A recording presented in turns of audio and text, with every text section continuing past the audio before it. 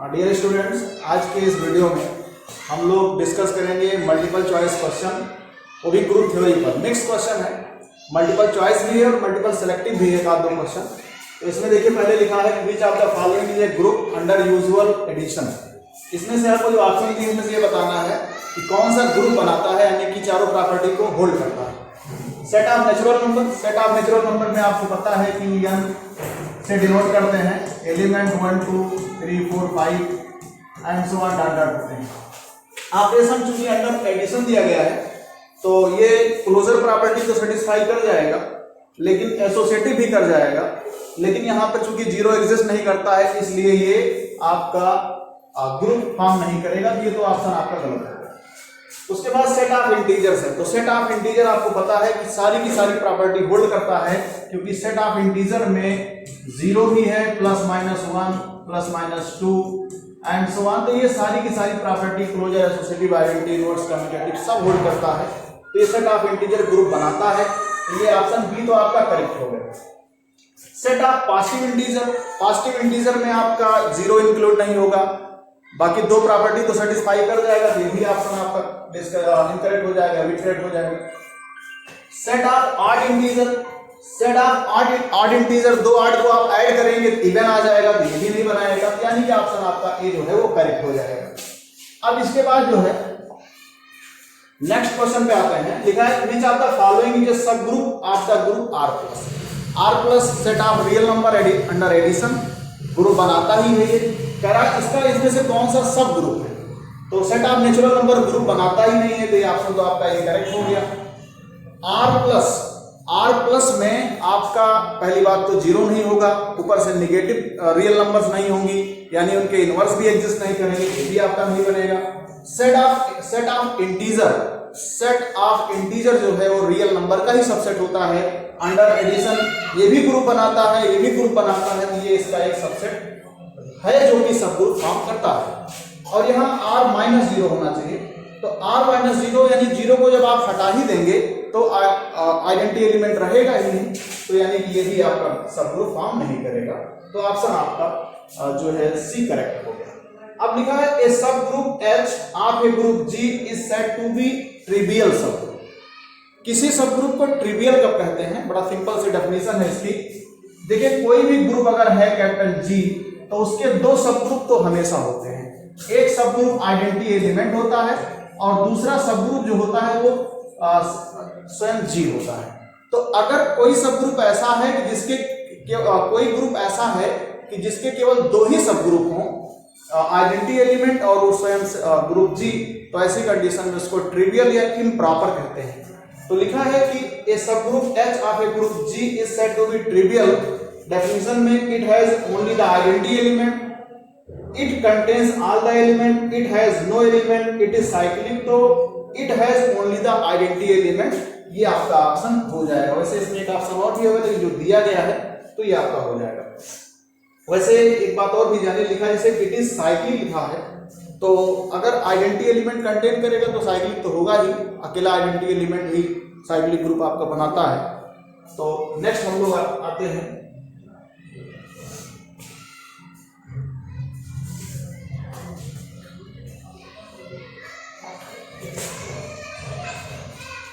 Next question. लिखा है a subgroup H of a group G is said to be trivial.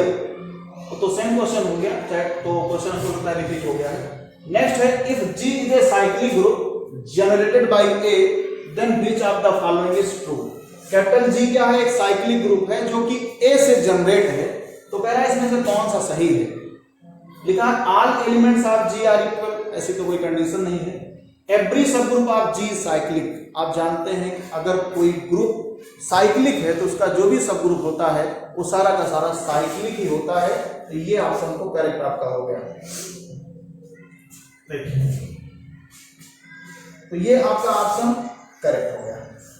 G has no proper सब group, G has infinite order only, ऐसी कोई condition यहाँ पर नहीं है। अब नेक्स्ट लिखा है लेट G इक्वल टू, अब जो इस तरीके से लिखा गया है इसका मतलब ये साइक्लिक ग्रुप है, A उसका जनरेटर है, B A cyclic group of order 10, order 10 का साइक्लिक ग्रुप है। तो लिखा है कि what is the order of A square. बड़ा अच्छा क्वेश्चन है। अगर ग्रुप का ऑर्डर 10 है साइक्लिक ग्रुप का ऑर्डर 10 है और ए उसका जनरेटर है, तो आप जानते हैं जो ऑर्डर ऑफ जी होता है वही ऑर्डर ऑफ ए भी होता है साइक्लिक ग्रुप के केस में, और ये 10 है। इसका मतलब ये हो गया कि a की पावर 10 इक्वल टू आइडेंटिटी। हमसे पूछा ये जा रहा है कि a स्क्वायर का ऑर्डर क्या होगा। इसका मतलब a स्क्वायर की कम से कम पावर कितनी कर दी जाए कि वो आइडेंटिटी आ जाए। तो आप जानते हैं चूंकि a की पावर 10 आइडेंटिटी है, तो a की पावर अगर स्क्वायर की पावर 5 करेंगे तो ये भी a की पावर 10 बनाएगा और जो भी आइडेंटिटी हो जाएगा। इसका मतलब a स्क्वायर का जो ऑर्डर होगा वो 5 होगा। अब हम लोग आते हैं नेक्स्ट क्वेश्चन पे।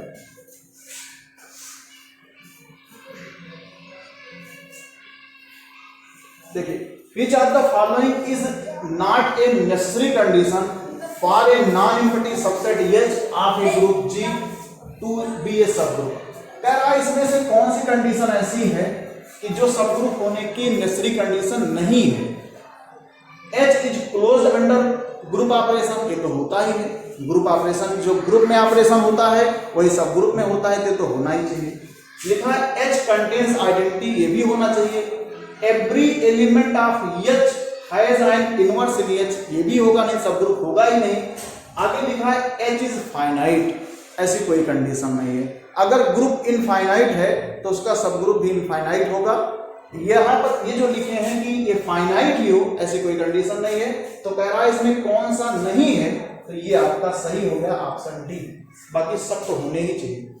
आगे लिखा है the group Z star 7 under, यहाँ पर जो डॉट लिखा है अंडर ये मल्टीप्लीकेशन मॉडुलो 7 होता है। Is cyclic group of order 6, not a group cyclic group of order 7, cyclic group of order 2। तो देखिए बात ये है कि जो Z स्टार है और अंडर मल्टीप्लीकेशन मॉडुलो 7 लिखा हुआ है, इसका मतलब ये set of non zero residue classes का सेट बना हुआ है under operation, under multiplication modulo 7। इसमें एलिमेंट्स कौन कौन से आते हैं, 1 2 3 4 5 6, इतने एलिमेंट आपके होते हैं। और ये आपका साइक्लिक ग्रुप बनाएगा क्योंकि यहाँ पर जो ये P है ये प्राइम है। तो ZP जो है प्राइम, अगर P प्राइम है तो ZP आपका साइक्लिक ग्रुप बनाता है अंडर मल्टीप्लीकेशन मॉडुलो P, यानी साइक्लिक ग्रुप ऑफ ऑर्डर 6। लिखा है in a group G if a element of G has order 7, जो ग्रुप G है उसमें A का ऑर्डर 7 है। अब यहीं से इसको देख लेते हैं। अगर A का ऑर्डर 7 है तो इसका मतलब हो गया कि A की पावर जो 7 है वो आइडेंटिटी के बराबर है। आगे लिखा है कि A क्यूब हैज ऑर्डर 3, तो भाई A क्यूब का अगर ऑर्डर 3 ये कह रहे हैं तो इसका मतलब A क्यूब की पावर अगर 3 करते हैं तो आइडेंटिटी आना चाहिए। ऐसा तो होगा नहीं, A की पावर 9 हो जाएगा जो कि A स्क्वायर के बराबर होगा। A स्क्वायर हैज ऑर्डर 7, तो A स्क्वायर की पावर 7 करेंगे तो A की पावर 7 का स्क्वायर कर दीजिए, आइडेंटिटी आ जाएगा। इसका मतलब ये तो सही है। A स्क्वायर हैज ऑर्डर 7, यही एक ऑप्शन 3 बार लिख दिया गया है। इसका मतलब इसमें ऐसे भी कह सकते हैं, तीनों एक चीज लिखी गई। A स्क्वायर हैज ऑर्डर, अच्छा ये तो गलत है। A स्क्वायर हैज ऑर्डर 2, ये नहीं होगा। A स्क्वायर हैज ऑर्डर 2 ये गलत है। A स्क्वायर हैज ऑर्डर 7, इससे भी हम लोग निकालते हैं ना, इससे भी निकालते हैं order of A upon G से लिया तो या डायरेक्ट भी निकाल सकते हैं। दोनों ऑप्शन आपके इसमें करेक्ट है।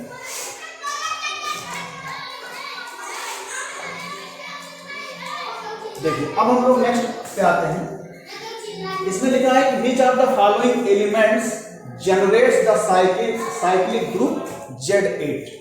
तो Z8 को कौन कौन से एलिमेंट जनरेट करते हैं, तो हम सभी लोग जानते हैं कि जो Z8 होता है, जो Zn होता है वो साइक्लिक ग्रुप हमेशा बनाता है n ऑर्डर का। इसके जनरेटर कौन कौन से होते हैं, तो इसका जनरेटर निकालने के लिए जैसे अगर मान लेते हैं कि ऑर्डर n है तो n से छोटी और साथ ही साथ रिलेटिवली प्राइम नंबर जो होती हैं उसके साथ जिनका GCD 1 है वही जो है उसका जनरेटर होता है। तो 8 से छोटी और रिलेटिवली प्राइम नंबर, तो 8 से छोटी आपकी 7 होगी, 6 नहीं आएगी क्योंकि 6 और 8 का GCD 2 भी हो जाएगा, तो 7 होगी, 5 होगी, 3 होगी और 1 होगी। ये सारे के सारे ये जनरेटर हो जाएंगे Z8 के। अब इसमें से ऑप्शन में आपका केवल 3 दिख रहा है, इसका मतलब ऑप्शन बी करेक्ट है। नेक्स्ट क्वेश्चन लिखा है which of the following sets form A group under multiplication. इसमें से कौन सा ग्रुप बनाता है अंडर मल्टीप्लिकेशन? तो set of real number, set of non zero, देखो जीरो यहां से एक्सक्लूड किया गया, non zero real number, natural number तो बनाता ही नहीं है, और यहाँ पर प्लस यूनियन जीरो। तो देखिए अगर रियल नंबर के सेट में जीरो आ जाएगा तो उसका तो इनवर्स एग्जिस्ट नहीं करेगा, तो ये तो आपका कैंसिल हो गया, ये भी कैंसिल हो गया, और रियल नंबर के सेट पूरा का पूरा दिया ये भी नहीं होगा क्योंकि इसमें भी आपका जीरो रहेगा, तो आपका यही होगा set of non zero real number, ये आपका बनाएगा ग्रुप। नेक्स्ट क्वेश्चन है the group Z4 cross Z2 is cyclic group of order 8, cyclic non cyclic group of order 6, non cyclic group of order 8 और साइक्लिक ग्रुप ऑफ ऑर्डर 6।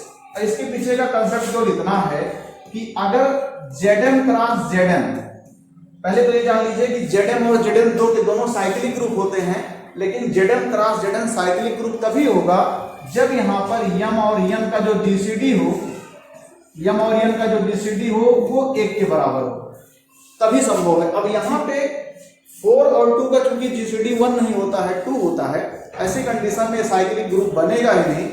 हाँ लेकिन ये जरूर है इसका ऑर्डर 8 होगा, क्योंकि इसका ऑर्डर 4 है, इसका ऑर्डर 2 है, तो 8 होगा, तो ये non cyclic group of order 8 होगा।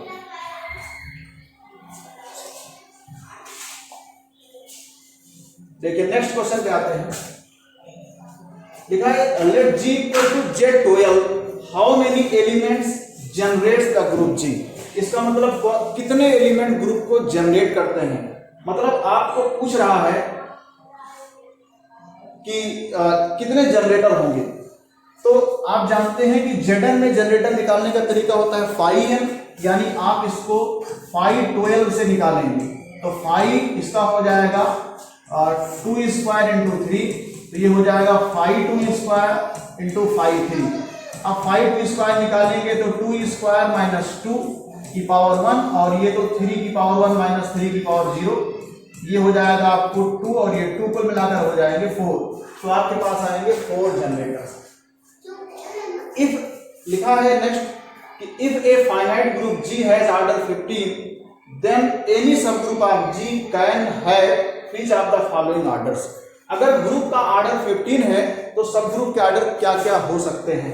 तो बड़ा सिंपल सा है, ग्रुप का जो सब ग्रुप का जो ऑर्डर होता है वो ग्रुप के ऑर्डर का डिवाइजर होता है।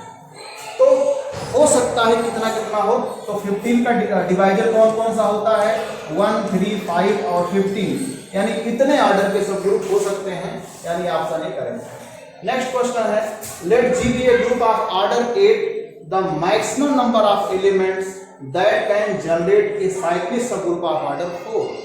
G के पास कितने, G जो है ऑर्डर 8 का सब ग्रुप है, और maximum number of element that can generate a cyclic subgroup of order 4।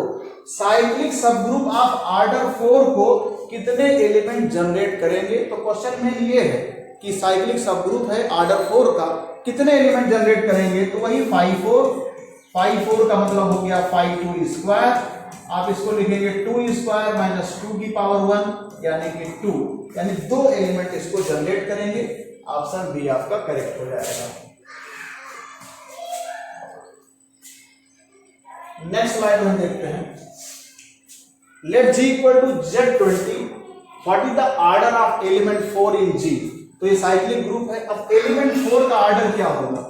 इसका मतलब 4 आप कितनी टाइम ऐड करें कि आइडेंटिटी यानी कि 0 आ जाए, तो ओरल सा है कि 4 को अगर आप 5 टाइम ऐड करेंगे, 5 टाइम ऐड करेंगे और हर टाइम आपको डिवाइड भी करना होगा, किससे? 20 से। तो 20 जब तक सम आएगा नहीं तब तक डिवीजन होगा ही नहीं, तो इस कंडीशन में जो उसका ऑर्डर होगा वो 5 होगा। If a group G has prime order then which of the following is always true. कह रहा है कि अगर G जो है प्राइम ऑर्डर का ग्रुप है तो इसमें से कौन सा हमेशा सही होता है? तो ग्रुप अगर प्राइम ऑर्डर का है तो हमेशा साइक्लिक होता है, तो पहला तो गलत हो गया। G हैज नो प्रॉपर सब ग्रुप, बिल्कुल सही है।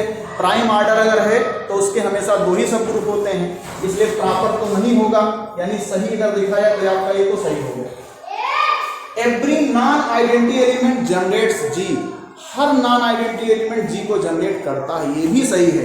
अगर ग्रुप प्राइम ऑर्डर का है तो नॉन आइडेंटिटी एलिमेंट को छोड़ दिया जाए, आइडेंटिटी एलिमेंट को छोड़ दिया, जितने भी नॉन आइडेंटिटी एलिमेंट होते हैं सब के सब उसको जनरेट करते हैं, तो ये भी आपका सही है।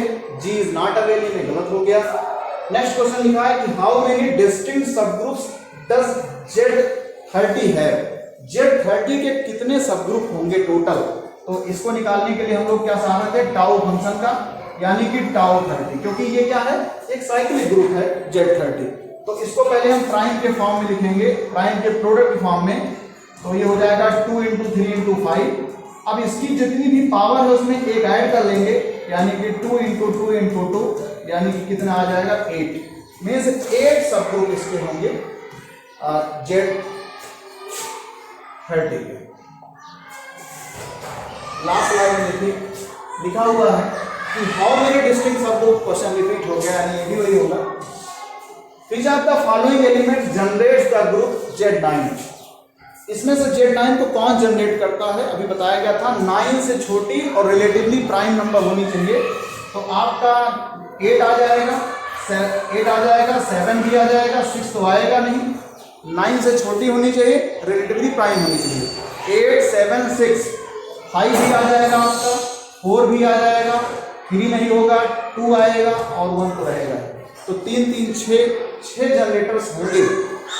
अब यही 6 होंगे ही आपके, 1 2 4 5 7 8। अच्छा वैसे चेक करते हैं कितने होंगे, तो 5 9 से निकालते हैं, तो 5 9 का मतलब 3 का स्क्वायर माइनस 3, 9 - 3 यानी कि 6। अब ये हो गए जनरेटर 1 2 4 5 7 8। 1 2 तो है ही इसमें, 1 भी है और 2 भी है, तो कौन कौन सा है ये पूछ रहा, कह रहा Z6 cross Z4 what is the order of element 2 2। एकदम नया क्वेश्चन है कि क्या ऑर्डर होगा 2 2 का। तो देखिए Z4 में 2 का ऑर्डर क्या होता है, Z6 में 2 का ऑर्डर क्या होगा, 2 + 2 + 2 करेंगे तब जाकर 6 से डिवीजन होकर के आएगा आपका आइडेंटिटी। तो इसका मतलब जो ऑर्डर 2 का होगा Z6 में वो 3 होगा, और जो 2 का ऑर्डर Z4 में होगा वो 2 होगा। तो अगर ये आपका प्रोडक्ट के फॉर्म में लिखा है, जान लीजिएगा, अगर आपका लिखा हुआ है, मान लीजिए कि ग्रुप G है और G1 क्रॉस G2 है ऐसे, और आपसे पूछा जाता है कि आप बताइए कि A1 A2 एलिमेंट का ऑर्डर क्या होगा, तो ये होता है एलसीएम। किसका एलसीएम, ऑर्डर ऑफ A1 और ऑर्डर ऑफ A2, इन दोनों का जो एलसीएम आएगा वही ऑर्डर होता है एलिमेंट का, वही एलिमेंट का ऑर्डर हो जाएगा A1 A2 का। तो इसका ऑर्डर कितना है 3, इसका ऑर्डर है 2, दोनों का एलसीएम हो जाएगा 6। इसका मतलब इस एलिमेंट का ऑर्डर जो होगा 6। तो इस तरह हम लोग इस स्लाइड में इतना देखें, नेक्स्ट में हम आपको फिर ग्रुप थ्योरी से नेक्स्ट क्वेश्चन बताएंगे। ठीक, थैंक यू सो मच।